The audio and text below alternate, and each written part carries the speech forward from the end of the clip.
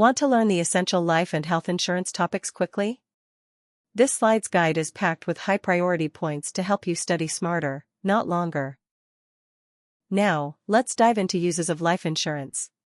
Life insurance serves multiple purposes for both individuals and businesses, and understanding these uses is critical for advising clients effectively. We'll explore individual uses, business applications, and the main methods to determine the proper amount of coverage. Life insurance matters because it provides an immediate financial estate for beneficiaries when the insured passes away. But beyond the death benefit, life insurance can also offer living benefits during the insured's lifetime. For example, permanent policies, such as whole life, accumulate cash value over time on a tax-deferred basis. Policy owners can borrow against this cash value in emergencies or for financial opportunities, providing liquidity without needing to sell other assets. Imagine someone has a whole life policy with $40,000 in cash value. They could borrow $10,000 to cover an unexpected expense, using the policy as a readily available financial resource. Many clients underestimate these living benefits because they focus exclusively on the death benefit, overlooking cash value accumulation and liquidity. Determining the proper amount of life insurance is another critical step. There are two primary methods: the human life value approach and the needs approach. The human life value approach calculates the present value of a person's future income, minus personal expenses, to estimate how much insurance would replace lost income for dependents. For instance, if a client is expected to earn $80,000 per year for the next 25 years, the life insurance amount would be designed to provide that lost income to the family.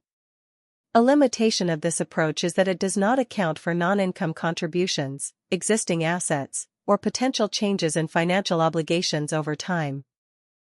The needs approach, which is considered the most accurate and is heavily tested on exams, focuses on the actual financial needs of dependents. This method considers expenses such as final expenses, housing payments or mortgage, education, monthly income replacement, emergency funds, disability or illness income needs, retirement income, and estate conservation, such as paying estate taxes. For example, if a family requires $3,000 per month for 10 years to replace the income of a deceased breadwinner, the life insurance would need to provide $360,000 just for income replacement. The needs approach also accounts for lump sum purposes like funding education, retirement, charitable gifts, or creating an emergency reserve. A $20,000 death benefit could, for example, be used as an emergency fund to cover unexpected medical bills. Life insurance is also an essential tool in business planning. One of the most common uses is in buy-sell agreements, which ensure the smooth continuation of a business if an owner dies or becomes disabled. A buy-sell agreement is a legal contract with a predetermined purchase price for ownership interests, often funded using life insurance. Third-party ownership is common in these cases, and life insurance prevents heirs from becoming unwanted partners in the business. Heirs from becoming unwanted partners in the business.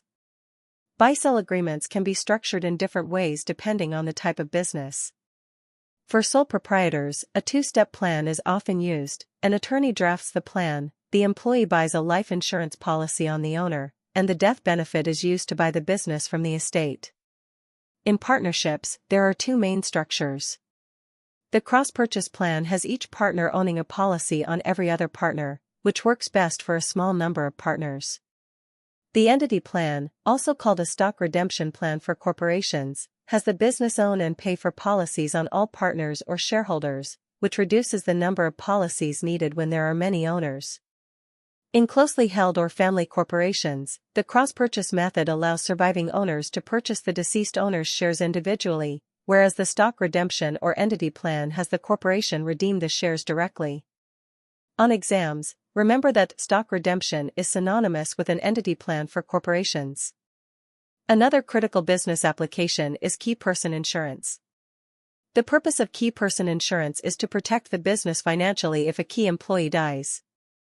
The company owns the policy, pays the premiums, and is the beneficiary. The payout can be used to replace the cost of training or recruiting a new employee. Premiums are not deductible, but the death benefit is received tax-free. For example, a company might insure its CFO for $1 million, using the proceeds to hire and train a replacement if the CFO unexpectedly dies.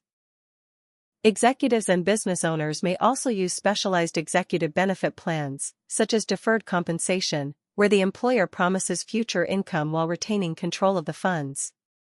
Salary continuation plans ensure income continues for the employee after death or retirement. Split dollar plans involve a shared premium arrangement, often combining term and whole life policies, where the employer may pay the cash value portion and the employee pays the term portion. In summary, the needs approach remains the most accurate method for calculating individual life insurance coverage, focusing on financial obligations and lump sum needs. Buy-sell agreements ensure business continuity, with cross-purchase plans best for few owners and entity or stock redemption plans better for many owners. Key person insurance protects the business financially when essential employees pass away, and split dollar arrangements allow shared premium responsibility between employer and employee.